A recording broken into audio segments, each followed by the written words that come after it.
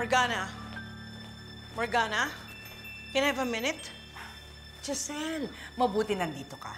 Tulungan mo naman akong pumili ng picture ni Ate Moira para dun sa bust na ilalagay ko dun sa Women's Center na ipapagawa ko sa kanya. I read your memo. Nirevoke mo yung suspension ko kay Zoe. May masama ba dun? Well, ako ang nagsuspindi kay Zoe with the endorsement of the medical director. So sana naman, bilang respeto mo sa akin, hindi mo babaliin yun. Well, as far as I know, I own majority shares here. Just 2 hours ago, remember? And sa pagkakaalam ko, si Dr. RJ Tanyag ang may hawak ng mga shares dito. Ikaw, meron ba? I am still the CEO of Apex. So I make decisions. At sususpindihin ko ang kahit sino man na lumalabag sa batas ng Apex. Not anymore. Kasi nandito na ako. Well, hanggang nandito ako, I will do my job.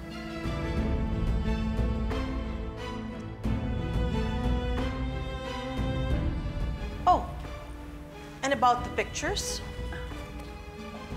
Kahit na anong picture ni Moira, pangit. Kasi magkamukha kayo, di ba?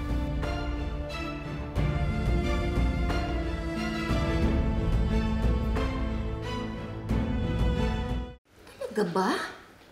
Ipapangalan kay Moira? Grabe. Di ba nga nakakapikon? I mean, nung nabubuhay pa yung Moira na yan, nangaaway siya sa mga kapwa niyang babae. Pagkatapos ngayon ipapangalan sa kanya yung Women's Center. I mean, it's so ironic. It's like naming a bank after a thief.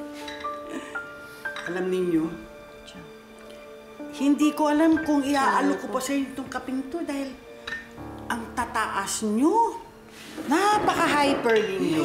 Eh kasi naman, Chang, nakakainis naman po talaga yung ginawa ng Morgana na yun. Oo nga, sa totoo lang established na hindi sila magkasundong magkapatid.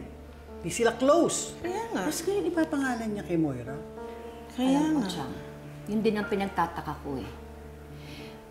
Parang may something talaga yung mag-iinang yun eh.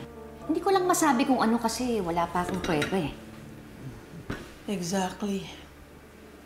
When Moira left this earth, I thought she left the universe. Pero parang nararamdaman ko pa rin yung vibes ng babaeng yan dito eh.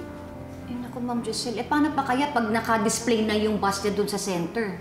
Yun ang iniisip ko. Can you imagine? Araw-araw ko makikita si Moira. My gosh! Baka hindi ko makaya.